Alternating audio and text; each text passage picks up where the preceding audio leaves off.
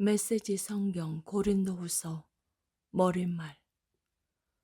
고린도 교회의 그리스도인들은 그 교회의 설립자인 바울에게 골치 아픈 문제를 안겨주었다. 그 문제는 바울이 설립한 다른 모든 교회가 안겨준 것보다 훨씬 심각한 문제였다.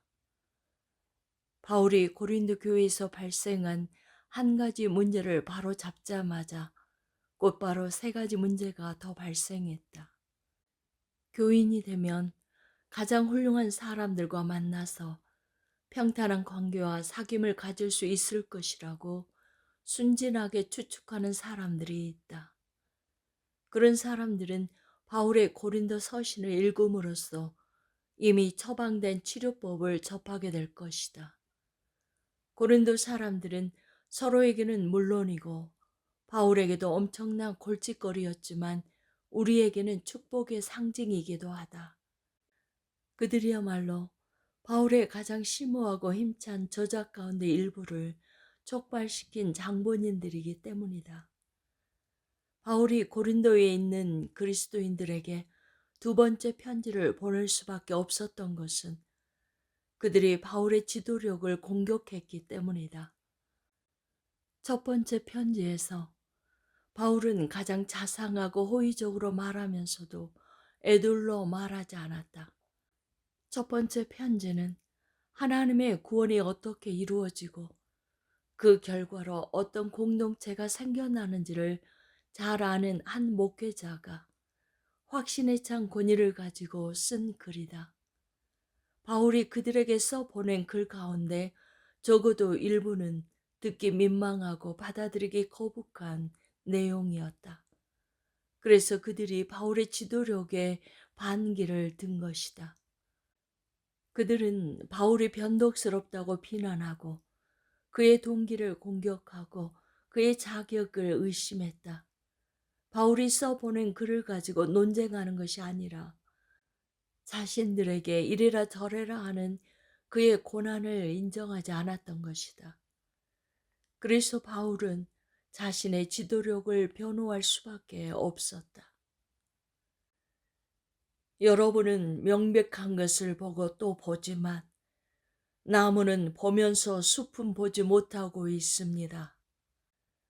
여러분은 그리스도 편에 서 있는 사람의 분명한 본보기를 구하면서 어찌하여 그리도 성급하게 나를 제쳐놓습니까? 나는 내가 그리스도와 함께 서 있다고 확신합니다. 그러니 나를 믿어주십시오.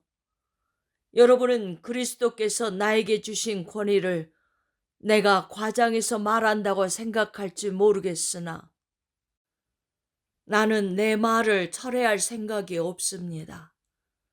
내가 몸을 던져 수고한 것 하나하나는 여러분을 넘어뜨리려는 것이 아니라 여러분을 일으켜 세우려는 것이기 때문입니다. 그는 첫 번째 편지에서 다루지 못한 몇 가지 지엽적인 문제를 다루고 나서 도전에 맞섰다. 그러면서 믿는 이들의 공동체 안에서 지도력이 갖는 진정한 본질을 면밀히 파헤쳤다. 예컨대 바울은 고린도 사람들과 동역자가 되어 그들과 함께 힘을 모아 일하면서 기쁜 마음으로 그들을 바라보기를 원했다. 그리고 그는 하나님을 진심으로 기쁘시게 해드리는 것이 핵심이라는 것을 알았다. 지도력은 권한의 행사일 수밖에 없다. 그런 까닭에 지도력은 쉽게 힘을 행사하는 것이 되고 만다. 그러나 힘을 행사하는 순간 지도력은 지도자와 지도를 받는 사람 모두에게 손해를 입히게 마련이다. 바울은 예수를 배워가면서 다른 사람들에게 방해가 되지 않으려 애쓰고 그들이 자기를 통하지 않고 하나님을 직접 상대할 수 있게 하는 지도력을 익혔다. 그는 자신을 대사로 생각했다. 우리는 그리스도의 대사입니다.